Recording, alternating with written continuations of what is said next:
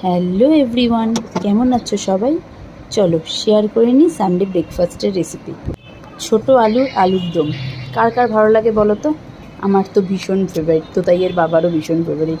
এই সময় অবশ্য ছোটো আলু খুব একটা পাওয়া যায় না, কিন্তু বাজারে পেয়েছে, তো তাই ছোটো আলু নিয়ে এসে ফার্স্টেই বলেছে সানডে কিন্তু ছোটো আলুর দম খাবো আর লুচি।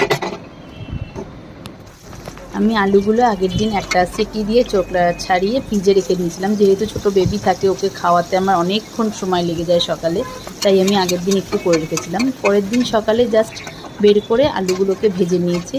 তার আগে আমি একটা মশলা আমার ঘরে একদমই ছিল না, তার জন্য অল্প একটু জিরে, শুকনো লঙ্কা, এলাচ, লবঙ্গ, দারচিনি গরম করে হালকা তেলে গুঁড়ো করে নিয়েছিলাম। আর একটা পেস্ট বানিয়ে নিয়েছিলাম, যেটা টমেটো, আদা, রসুন, লঙ্কা দিয়ে।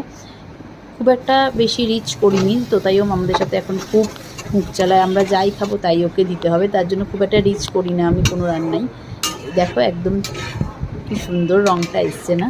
তোমরা কারা কারা ভালো খাও এই আলুর দম? আর শীতকালের সকালে সত্যিই জমে যাবে, কিন্তু এই সময়ও ভীষণ ভালো হয়েছিল খেতে। লুচি করতে আমি খুব একটা এক্সপার্ট না, তাও এখন যেহেতু তোদের বড় হচ্ছে সব কিছু শিখতে হবে, আমি তাই ট্রাই করলাম।